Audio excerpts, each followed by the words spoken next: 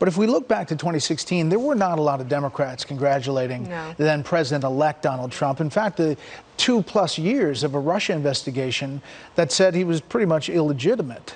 So it's worth just putting in context all of that. And I also would just point out how painful it was for the country all these years that Hillary Clinton continued to say that there was an illegitimacy to the presidency. While it is fair and proper to congratulate Joe Biden, it is also right to criticize the Democrats who put the nation through 4 years of misery because they never accepted Donald Trump's legitimate win in 2016. The chance here for President-elect Biden is to unify the country. It requires giving the other guy a chance to look at all of his options and pursue whichever avenues he wants to pursue to the extent that the law allows him to do so. What you're not seeing today, which you did see when Trump was inaugurated, was people setting limousines on fire and burning and rioting and breaking down windows, because conservatives don't do that when they lose. This idea that President Obama went through some of the same things as President Trump did just isn't true. The battle for President Trump was uphill